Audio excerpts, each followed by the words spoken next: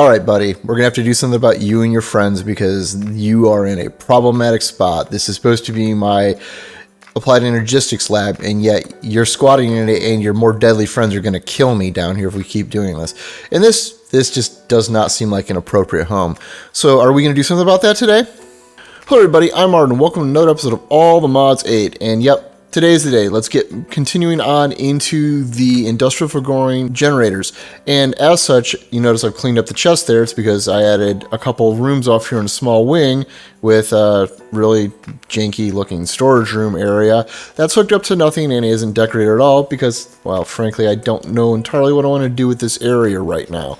So I'm not going to touch it and put in temporary stuff because I don't even feel right about the shape of this room right now.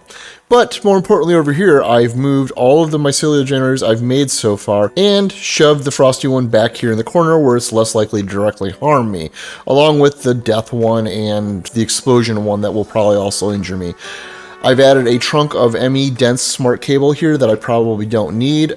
Just in case I need to be able to create stuff, I can probably drop this down to a normal non-dense cable or just remove it entirely if I don't feel I need it. But there are 16 generators in total, so this is 8 by 8 to have the 16, and then we'll probably have to put the actual mycelial reactor somewhere in this room as well so that it's nearby all of the rest. Now, I've got to be clear, I did do something that is uncharacteristic for me. If we bring up the chunk boundary overlay, you can see that I actually chunk aligned this particular room to make sure that everything's in the same chunk for when the rainbow generator, well, the mycelial reactor fires off. So, yeah, I can actually plan once in a while. It does happen. But I suppose what we should be doing now is fill out more of that room, because there's definitely some more reactors we can make, as well as some more automation for Industrial Foregoing that we can do to add some more stuff into this room. Although I did add a furnace there, which is actually probably worth showing up because I have a mega pattern provider in here instead of the normal one to provide 2 rows of recipes for this, because this is something that will very likely process a bunch of stuff because it's a fairly fast furnace and will be even faster when it gets upgraded to the automotive version. So I guess we should start working on the generators and start over here on the left side where we haven't finished out all of these basic machines yet because there's still the Culinary mycelial generator, which is ridiculously easy to make assuming I have some food, and it burns food. Now, there's a bunch of these that produce a decent amount of power for not too much effort, but I don't have any of the machines to actually make plants very quickly right now, and I'm not going to go bother doing that right now, because I think instead what I'm going to do is just make some cooked pork chops using that furnace that I just showed, and we're going to get the pork chops the same way we're getting our wool with a simulation chamber, which means I just need to make a model and go kill some piggies, and then go set this up somewhere with a loot fabricator to generate the meat. But you know, let's at least sanity check that the pig prediction does generate the pork chops like I thought. Of course, this does mean we have to kill some poor, innocent pigs. But don't worry, this is only to make it so there's less suffering, not more in the world, right?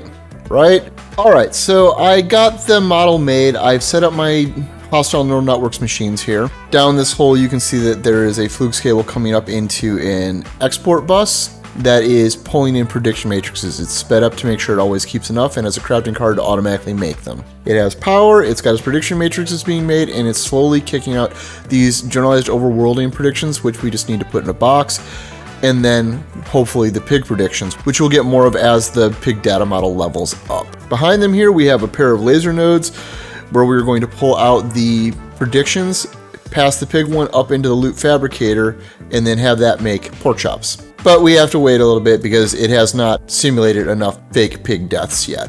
Alright, so while we wait for it to create us some more fake piggies, we might as well go ahead and make the culinary generator and get the rest of this set up. And to explain how we've got this set up now, I have a chest here to store the pork and the cooked pork chops if we have extra overflow of either, which we shouldn't really.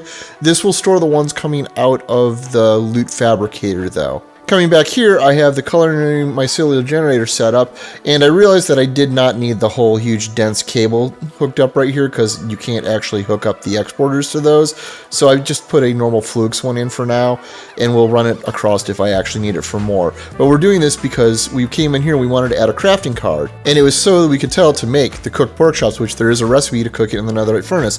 So this should auto-populate it from that inventory slot now. And now we come in here, it did pull out all of the ones from my inventory, well, almost all of them, and it's slowly starting to cook it and pull out the power. So there we go, one more completed, although it's going to be a bit before that one's actually useful to us, I suppose. So now we should probably look into what can we add next. And I figured we might as well go do one of the other dangerous ones potentially, the Death Mycelial generator, which isn't really any more complicated than the last one, other than it's an advanced machine frame.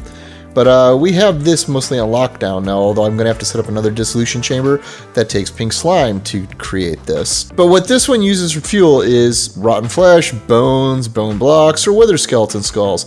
And honestly, the best one of these options, since they all cook for the same time and power, is pretty much the rotten flesh. Because much like the pork chops, we can get this from a loot fabricator from either zombified piglins or normal zombies. And we get a whole stack of it at a time. So I think we just need to go create another network.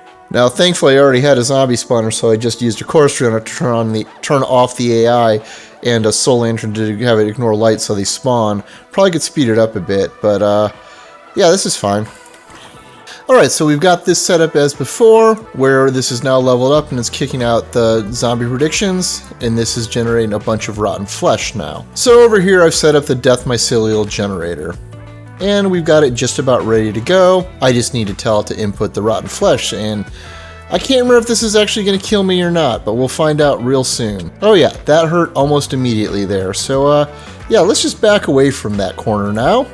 And let's move on to the next one. And I think the last one that we're going to tackle for today is the Magma Mycelial generator. And this one just requires a bunch of redstone and another advanced machine frame. And does pretty much exactly what you think. It burns lava into power. Or lava and redstone for a slightly better gain, which is what we're actually going to end up using here, I think. Now, I've got to be clear, lava, ironically, is not an amazingly easy thing to make in this pack. There's a bunch of different ways, but none of them are really simple. We could use a laser drill, but we're not quite at that point yet. We could do a mechanical squeezer on blaze powder, which we could actually reasonably do. We can set up another hostile neural network setup using my already maxed out blaze prediction, but I think I'm going to hold off on that for now because that uses a lot of power. Instead, I think I'm going to use the Magma crucible from the thermal expansion series because I haven't actually made all that much from thermal expansion yet. I've made a couple of boxes. Well, if you look over here, you can see that I have already technically made it because I was fiddling with it while I was waiting for the zombies to come in. But this generates lava very, very slowly. Like, I've got it in a couple buckets so far, but you can see that this is barely ticking up. And this is with the first upgrade here, as well as 2 amplifiers to speed it up and use up even more power. I'm going to upgrade this, however, to the next tier, which just uses electrum, and I've got that cooking right here over here in this furnace right now, and we can go take that out. Oh, except I totally missed that this requires signalum as well, which means I'm going to have to go grind up some more powders and make this manually, because, well, I haven't made the induction furnace yet or any way to do any alloying yet, so we are using yield ore hammer to do all of the heavy lifting right now. Not ideal, but it's getting the job done in the meantime, so I do need ultimately to get all of this automated, but we're not quite there yet, and I don't want this to be the focus of this episode. Alright, so we've got this moving a bit faster. I got it upgraded, and I also realized, you know, I could have just set up a pump in the nether, same as I did in Enigmatica. But I'm going to live with this for now because this isn't that big a deal, and ultimately we're going to have all of these machines running off of a redstone signal anyways, so that we can set up the rainbow generator, well, the mycelial reactor to activate when we need more power from it instead of just have it constantly running. So I guess let's get this set up so we can finish out today. And with that, we now have this set up with its lava being pumped in and slowly processing it. Now, I'm pretty sure that we are eventually going to tab out the lava, but you know, something is better than nothing, even though it's using more power to make the lava than this is generating. But we're just going to call this good for now. I will say that one of the things I miss with the Industrial Foregoing versions of these generators is they are not upgradable, unlike the old Extra Utils 2 versions, because those you could add the grid power upgrades to them that would speed them up, basically. They would consume more materials faster, but they could generate more power because of that.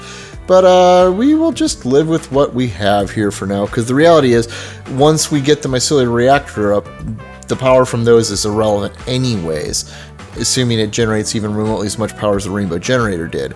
But we still have a long road to go yet, and some of these are not simple, because we still have things like the potion generator, which, well, we've got to create potions for that, and the disenchantment generator, which, well, we can get that from a mob farm, because those should drop items, and if they drop items, we can disenchant them using the Oh, it's here somewhere. The disenchantment stuff here, yeah. The enchantment extractor right here. There's stuff like that that's still sitting in our way to go do. That's frankly going to be quite a bit of work.